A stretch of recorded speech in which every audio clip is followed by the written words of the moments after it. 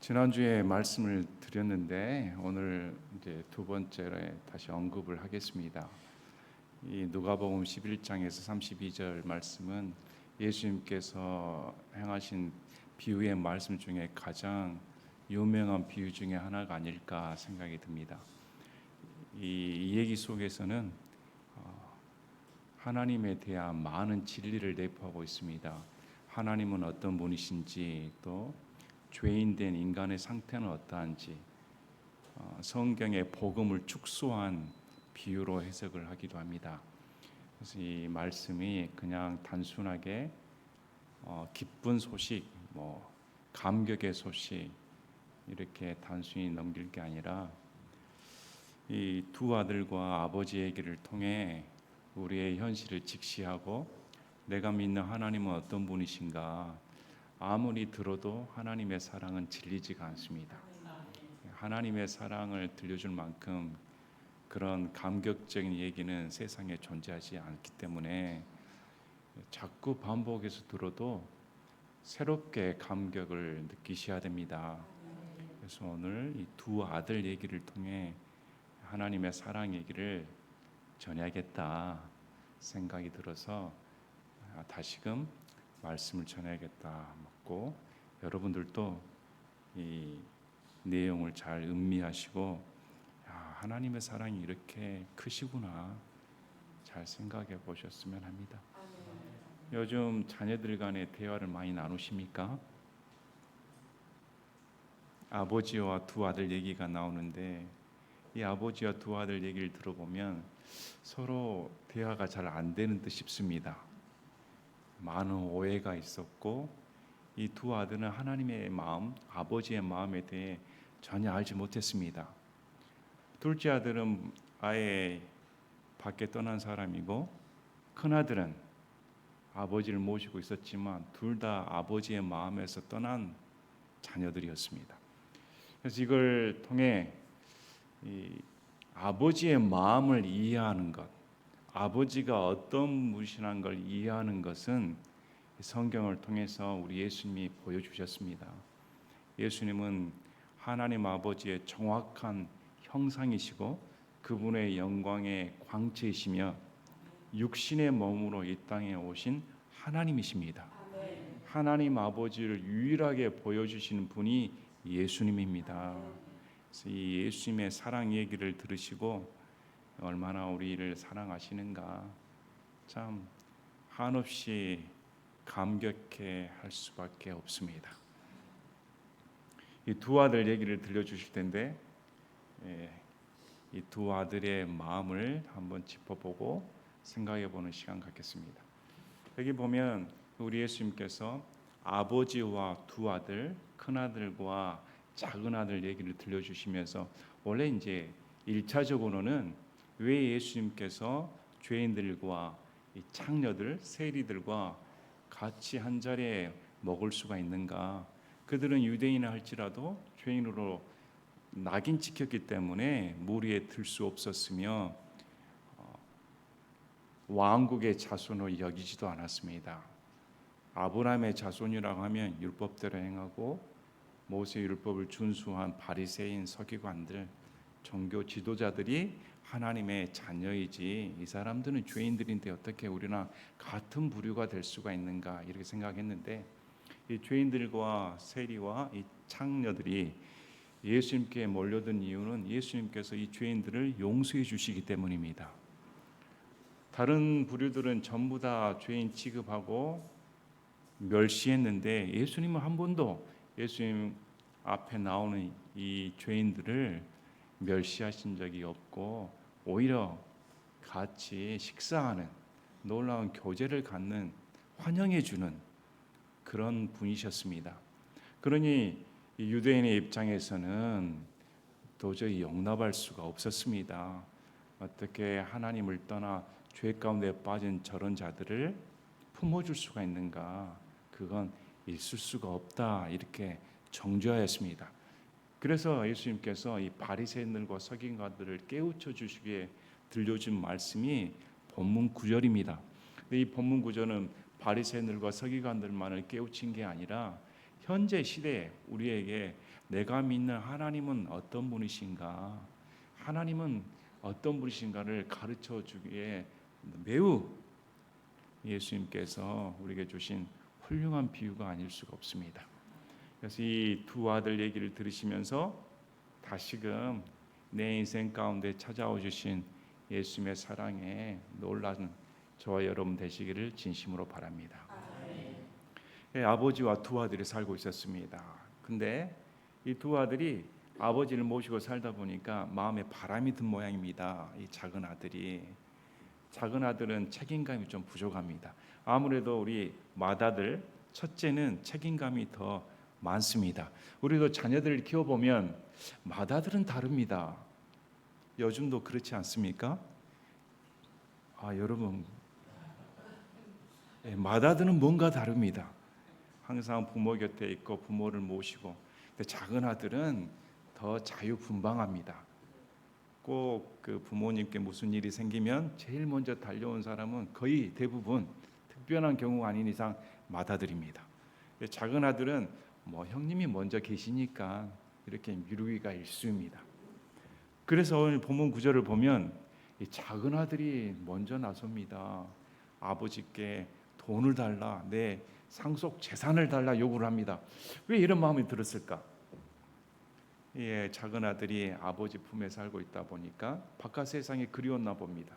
바깥 세상에서는 마음대로 마음껏 살 수 있고 내가 아버지께 있으니까 재미도 없고 노는 재미도 없고 이거 아버지께 있다 보니까 뭐 세상 돌아가는 얘기도 모르겠고 밖에 나가 보면 많은 친구들, 뭐 그렇게 멋진 여성들, 또 환락들, 돈만 있으면 즐길 수 있는 먹거리들, 쾌락을 쫓을 수 있는 그런 세상적인 즐거움들, 이게 쫙 널려 있는데 이 아버지 모시고 이게 살다가는 한 번도 못 누리겠다. 답답하다. 진정한 내 자유는 아버지 품을 떠나는 것이다. 요즘 젊은이들 그렇게 생각하지 않습니까? 아버지 세대하고는 저는 맞지 않습니다. 요즘 젊은이들 아버지가 이해는 할까요? 아버지는 내 마음을 이해 못합니다. 우리 친구들 보시기 바랍니다. 다 놀러 다니고 다 즐기러 다니고 여기만 있으니까 너무 내 마음이 옹졸해진 것 같고 융통성도 없는 것 같고 사람들과 사귀지도 못하는 것 같고 이래야 내 인생이 펼쳐지겠습니까? 더 세상은 넓은데 저 세상 속에 나가면 내 마음껏 이상을 펼칠 수 있을 것 같은데 꼭 작은 아들이 그랬습니다. 근데 큰 아들은 요구를 하지 않습니다. 왜? 큰 아들은 책임감이 있으니까 아버지를 모시고 살아야 되니까 큰 아들은 나서지를 않습니다. 근데 이 버릇없는 작은 아들이 아버지와 큰 아들 무시해버리고 가서 내 상속 재산을 주시길 바랍니다. 왜? 나가 살려면 돈이 필요하니까 아버지 돈 주시길 바랍니다. 나 그 돈 내가 마음대로 써야겠습니다. 아버지 살아계실 때까지 기다렸다가는 이 젊은 시절이 언제 끝날지 모르겠습니다. 아버지 언제 돌아갈지 모르니까. 한창으로 젊었을 때 돈을 챙겨서 내 꿈을 펼쳐봐야겠다. 이렇게 요구를 했습니다. 아버지 보시길 바랍니다. 우리 여기 비유에 나오는 아버지의 성품을 보면 단 한 번도 책망한 적이 없습니다. 둘째 아들에게 늦게 이 버릇없는 놈 이렇게 말씀하신 적이 없습니다. 또 큰 아들에게도 잘못을 지적하면서 꾸짖거나 책망한 적이 없습니다. 이 아버지는 자녀들에게 마음껏 자유를 주신 분이셨습니다. 둘째 아들이 요구했을 때 그걸 거절하지 않습니다. 둘째 아들을 존중해 준 겁니다. 너의 인생을 존중해 준 겁니다. 그런데 여기서 한 가지 아실 수 있다는 사실은 아버지가 모를까요? 아버지가 둘째 아들이 자기 재산을 가지고 저기 먼 나라로 갔을 때 어떤 행동을 할지 아버지가 여러분 모른다고 생각하십니까?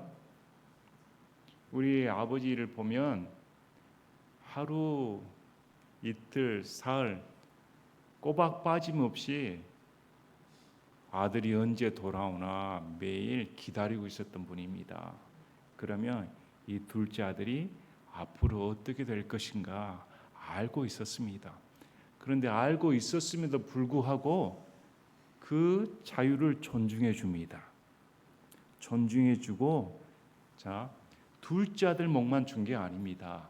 그들 요구를 하지 않는 큰아들에게도 몫을 주었습니다. 아버지의 상속 재산을 큰아들에게는 두 몫입니다. 그리고 둘째 아들에게도 몫을 주었습니다. 그들에게 다 나누어 주었습니다. 근데 큰아들은 요구한 적이 없었으며 아버지 품을 떠난 생각조차 안 한 사람이었으며, 당연히 내가 아들로서 아버지를 모셔야 마땅하다, 아버지의 품을 떠난다는 건 상상할 수 없는 일이다. 근데 자기 입장에서 이 둘째를 보면 얼마나 괘씸할까요? 함께 아버지를 모셔야 되는데 이 버릇없는 동생이 자기도 무시하고 아버지한테 돈 주시길 바랍니다, 이렇게 권리를 주장하고 있으니, 참 요즘 아들들 보면 웃기죠. 용돈 받으면 지 돈으로 생각합니다. 부모 돈으로 생각하지 않고, 부모가 준 건데 자기 돈으로 생각합니다. 속은 있어서 다 웃고 있는데, 그래서 부모가 돈을 주면 이게 부모가 준 돈이니까 이 부모가 얼마나 고생해서 벌었을까, 그 땀과 노력과 그 대가를 한다고 하면 아껴 써야 할 텐데, 돈 버는 사람 따로 있고 돈 쓰는 사람 따로 있습니다. 그래서 이 둘째 아들이 돈을 요구하고, 자, 이제야 돈이 있으니까 내가 먼 나라로 가서, 그것도 가까운 나라 아닙니다, 아버지 품을 더 멀리 떠나야겠다. 여러분들도 직장 생활하다 보면 직장 그만둘 때 내가 그 직장, 그 건물은 쳐다보지도 않는다, 아주 그냥 돌아서 가는 사람도 있습니다. 이 아들 심정도 그런 것 같습니다. 그 훌륭한 아버지 안에서 자랐음에도 불구하고 어떻게 하면 아버지 품에서 더 멀리 떠나고자 할까? 보시면 먼 나라로 간 것뿐만 아니라 자기 전 재산을 가지고 갑니다. 저축할 마음, 아버지를 위해 쓰는 마음, 가족들을 위해 쓰는 마음 하나도 없습니다. 순전히 나를 위해, 이 재산은 내 것이고 나만을 위해 이걸 다 써야겠다.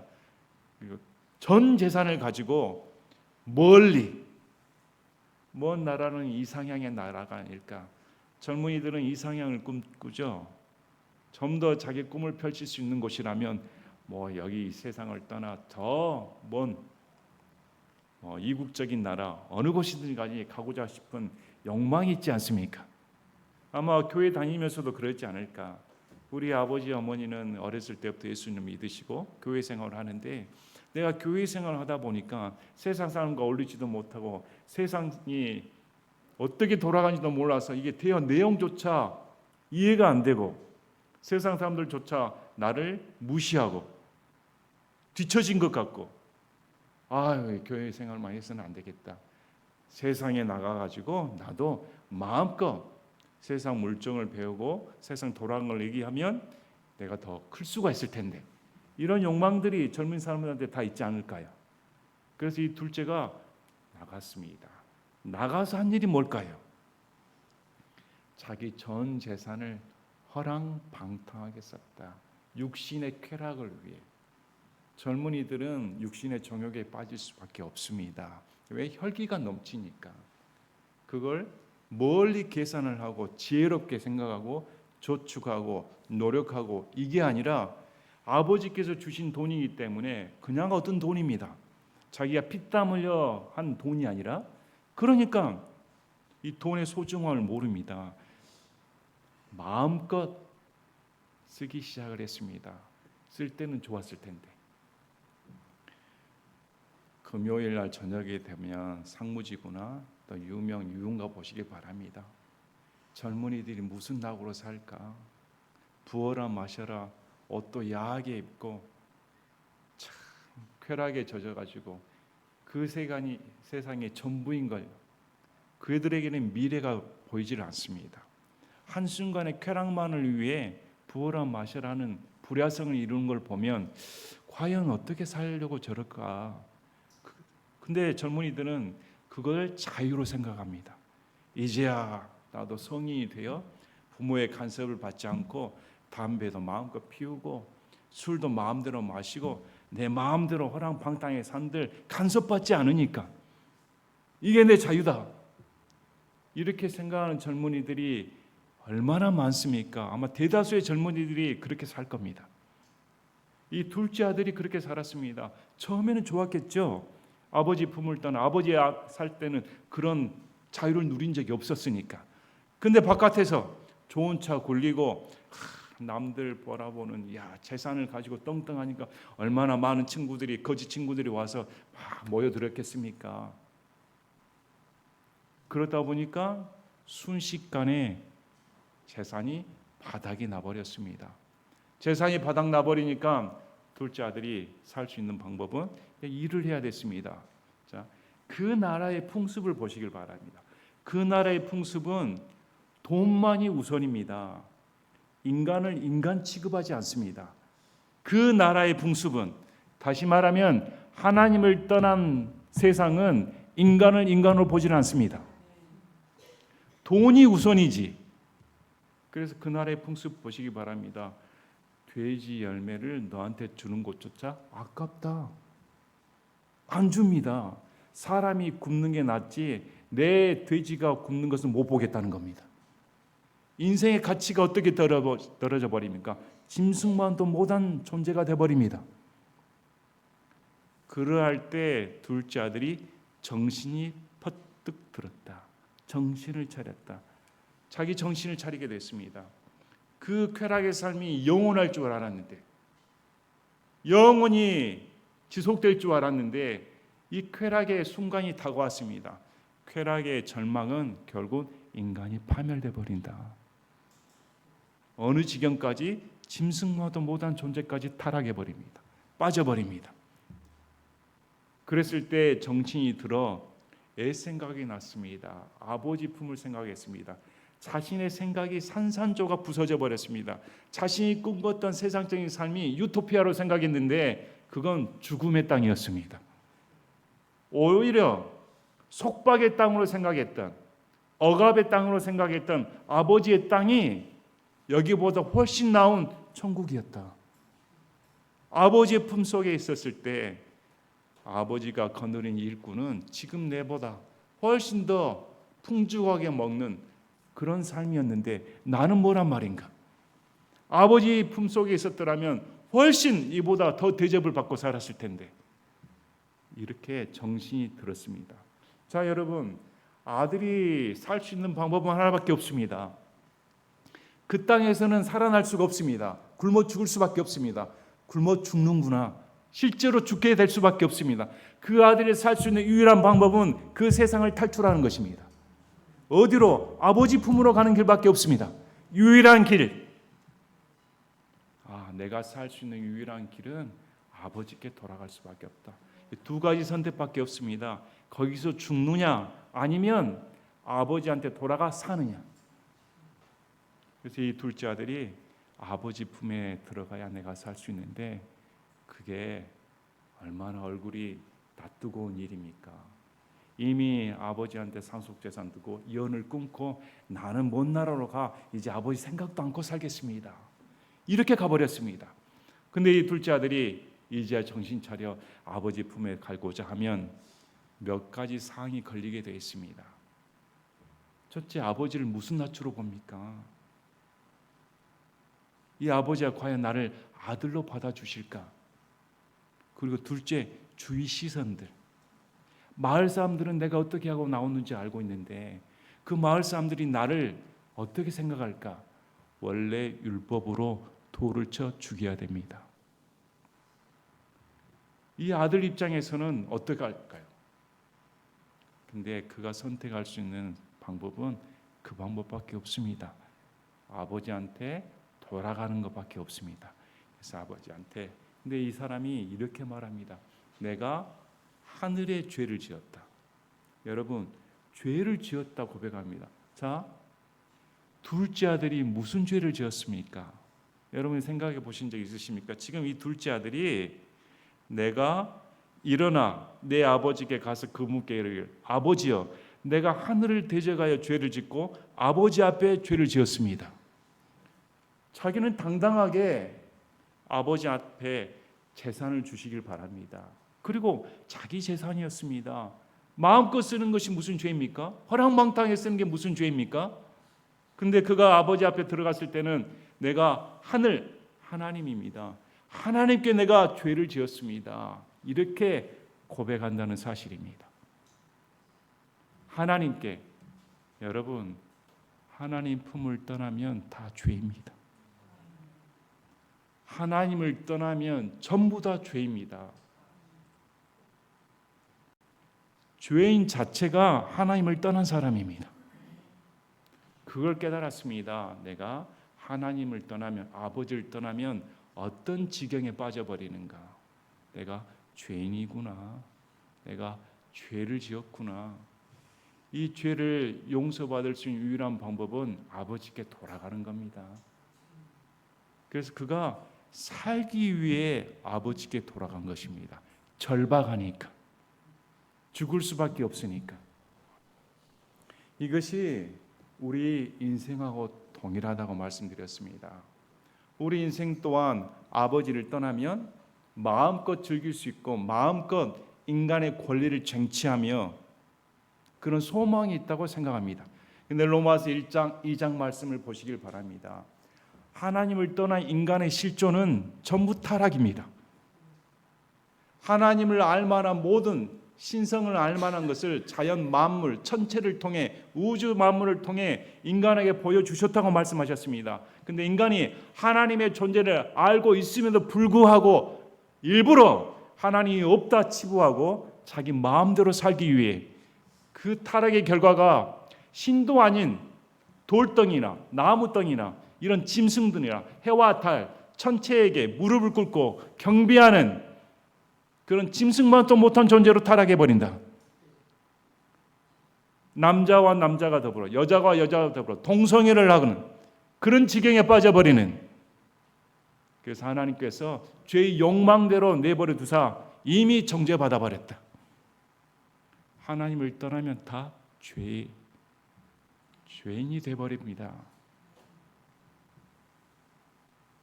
참 우리 창세기를 보면 아담 사건 보시길 바랍니다.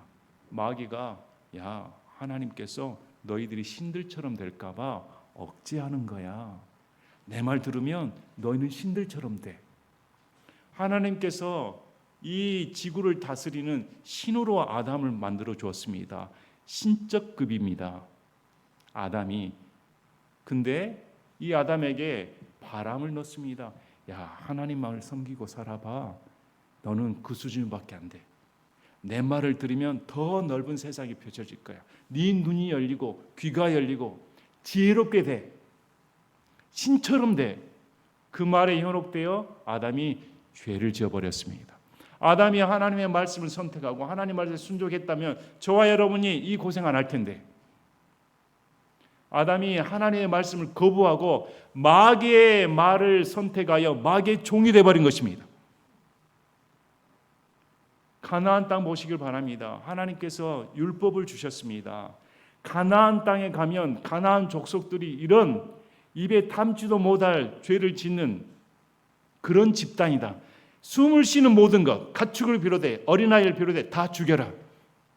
물드니까. 그들과 결혼을 하게 되면 너희들이 그들과 동일한 우상 숭배의 죄를 짓게 된다. 그래서 가나안 족속들과 절대 결혼해서는 안 된다 말을 했는데 어떻게 했습니까? 가나안 족속이 얼마나 우리보다 더 나은 족속인가. 선민으로서 하나님을 선택하고 살아야 되는데 가나안 족속들이 저지르는 죄가 더 좋게 보인 모양입니다. 그랬더니 가나안 족속이 저지른 죄보다 더한 죄를 저지르는 이스라엘 백성이 되어버렸습니다. 하나님을 떠났을 때 지금 우리도 그렇지 않을까요? 하나님께서는 이런 성경 말씀을 주셨습니다. 이 성경 말씀을 통해 하나님의 거룩함을 다 보여주셨습니다. 그런데 인생들은 하나님을 거부합니다. 왜 사람들이 교회에 나오지 않습니까? 왜 사람들이 하나님을 믿지 않을까요? 자기 멋대로 살고 싶으니까. 성경 그렇게 말합니다. 너희가 나를 믿지 않는 이유는 단 하나다. 너희 멋대로 살고 싶으니까. 하나님께 종속되기 싫어하니까. 그런데 그 멋대로 살았을 때 대가를 치러야 됩니다. 그 멋대로 살았을 때 대가는 죄의 대가이고 그 대가는 사망입니다. 죽을 수밖에 없는 존재에 빠져버립니다. 이 둘째 아들처럼 살 수 있는 유일한 방법은 다시 하나님께 돌이킬 수 있는 그 방법밖에 없습니다. 그래서 이 둘째 아들이 내가 가야겠다. 이 둘째 아들이 이제 작심을 하고 갔는데 참 이 아버지 보시기 바랍니다. 이 아버지가 둘째 아들을 어떻게 맞이하는가. 둘째 아들이 성큼성큼 자기 고향으로 발걸음을 옮길 때 얼마나 무거워졌을까요? 마음이 얼마나 애탔을까요? 아마 한 걸음 한 걸음 고향에 갈 때마다 그 마음의 부담은 더 차올랐을 것입니다. 그런데 자기가 그렇게 무거운 마음으로 왔는데 이 아버지 보시길 바랍니다. 아버지가 서로 거리가 멀리 떨어져 있음에도 불구하고 아버지는 아들이 이제 나오나 저제 나오나 지켜보고 있었습니다. 그 말은 이 아들이 둘째 아들이 어떤 형편에 빠질 것인가 알고 있었다는 사실입니다. 그리고 언젠가는 돌아온다. 내가 이제나 저제나 돌아오나 기다리고 있었다. 돌아오는 것은 반드시 각자가 해야 할 일입니다. 깨닫는 것은 반드시 각자가 깨달아야 됩니다. 구원받는 것은 내 처지를 알아야만이 구원받을 수 있습니다. 그 처지가 뭘까요? 내가 하나님을 품을 떠나 죄에 빠졌으며 그 대가는 사망이고 곧 지옥 형벌입니다. 이 지옥 형벌을 면할 수 있는 유일한 방법은 예수를 믿는 방법밖에 없다. 돌이킬 수 있는 유일한 방법. 그래서 하나님께서 먼저 보시고 먼데 하나님 눈에 돌아오는 그 순간 이미 아들이었습니다. 이미 아들.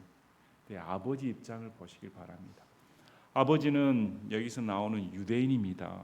유대인은 율법을 지켰습니다. 율법으로 말을 하면 이 둘째 아들은 벌을 받아야 마땅합니다. 아버지의 재산을 다 허비하고 아버지를 영화롭게도 안 했으며 이제 짐승 못한 존재가 되어 주위 마을 사람들로부터 수치거리 아닙니까?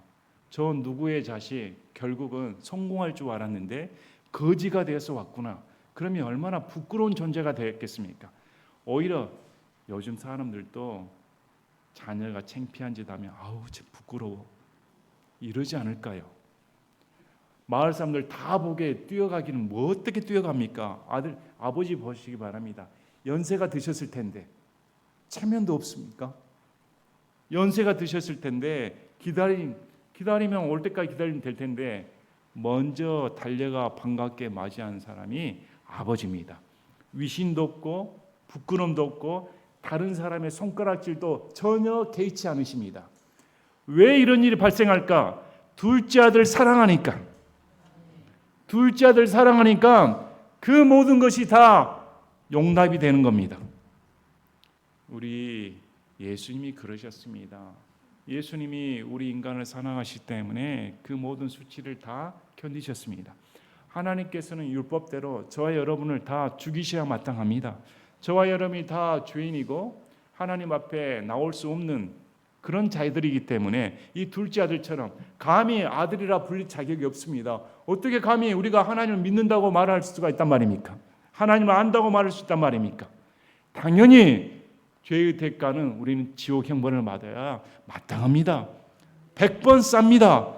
그런데 하나님은 우리를 지옥 보내지 않게 하시기 위해 예수님을 이 땅에 보내셨다는 사실입니다.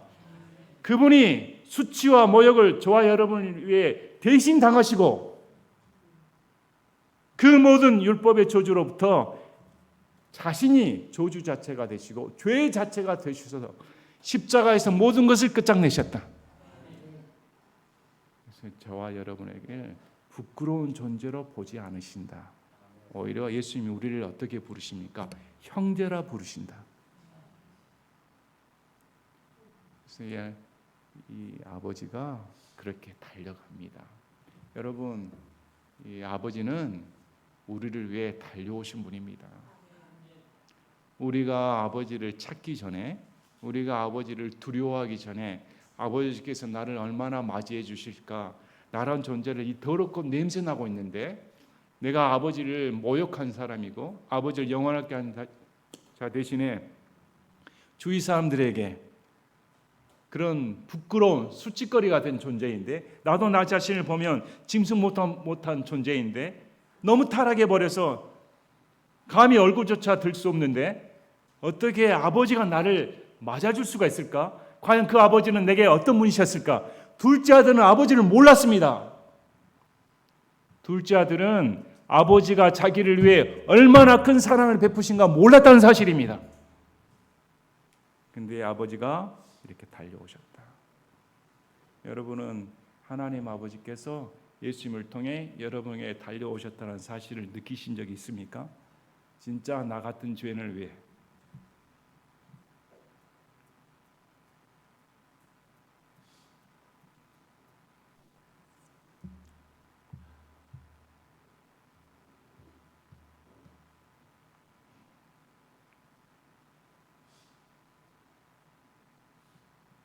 어떻게 이 땅에 오셨을까?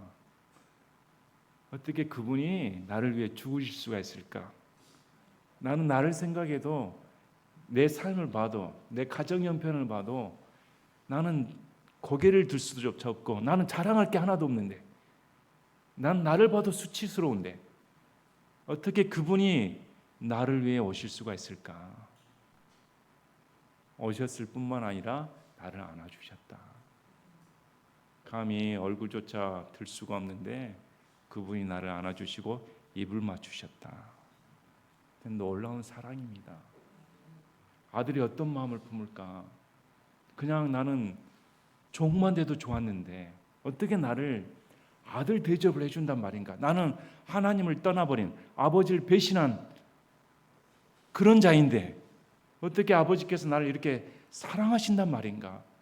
그동안 몰랐다는 겁니다. 그리고 아버지께서 부릅니다. 마을 사람들 다 불러서 이가 내 수치거리가 아니라 내 살아 돌아온 아들이다. 당신들이 뭐라고 생각하든 간에 이는 내 아들입니다. 더러운 옷, 다 버리고 새 옷 입혀라.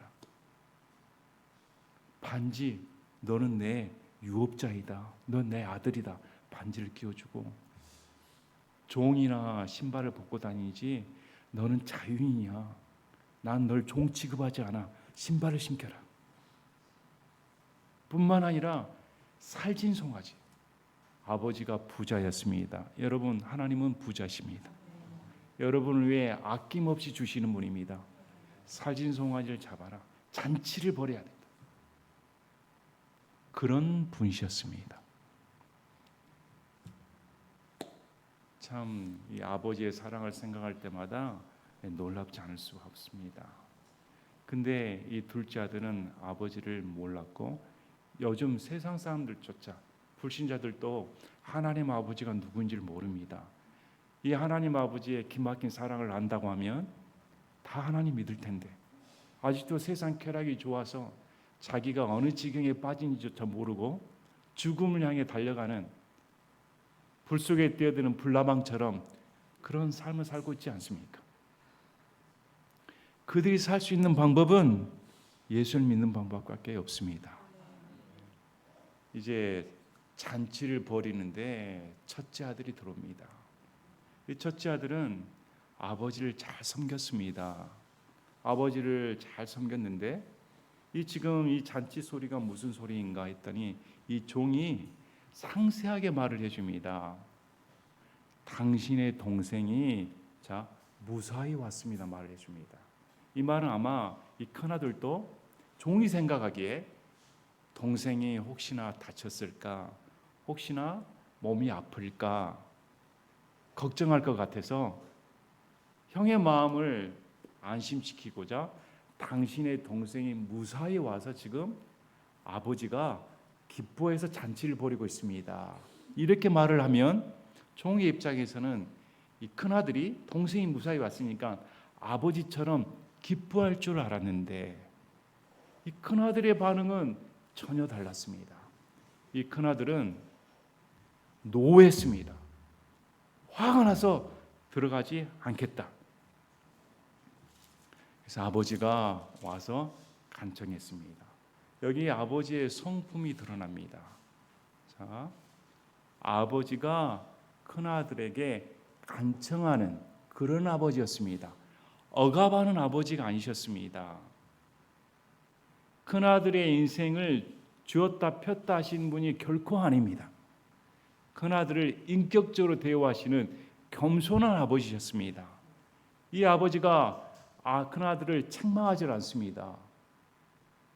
왜? 잔치에 들어오지 않는 것은 아버지를 모욕한다는 사실입니다. 이 큰아들이 아버지의 요청을 거절하는 것은 아버지를 면전박대한 것과 같습니다. 버릇없는 사람입니다. 버릇없는 사람인데 자기 주장을 내세웁니다. 여러 해 동안 나는 아버지를 섬겼습니다. 여러 해 동안 그러했습니다. 그는 책임감이 있었기 때문에. 둘째 아들이 나갔을 때 본인도 나가고 싶은 마음이 있을지 않았을까 모릅니다. 그런데 그는 남아서 아버지를 섬겼습니다. 저 버릇없는 둘째 아들은 나가고 나는 이렇게 고생하면서 아버지 집을 지키고 있는데 어떻게 전 재산을 허비한 우리 가족도 아닌 취급할 수 없는 그런 존재에게 살진 송아지를 잡을 수가 있는가? 마땅히 내가 고생했기 때문에 보답은 내가 받아야지. 당연한 거 아닙니까? 이 큰아들은 아버지의 마음을 몰랐다. 아버지가 어떤 분인지 전혀 몰랐다는 사실입니다. 참 우리 신앙생활하면서 가끔 이런 사람들을 봅니다. 부모님이 예수님 믿기 때문에 본인도 자기 의지와 상관없이 교회 다니다 보니까 자기가 믿는 하나님에 대해 오해하는 경우가 있습니다. 자기가 믿는 하나님은 억압하는 분이시고 주일 예배나 아니면 소위 말하는 하나님의 말씀에 어긋나면 당장이라도 하나님으로부터 저주를 받을 것 같은, 그래서 이 신앙생활을 율법적으로 하는 사람들 꽤 있습니다.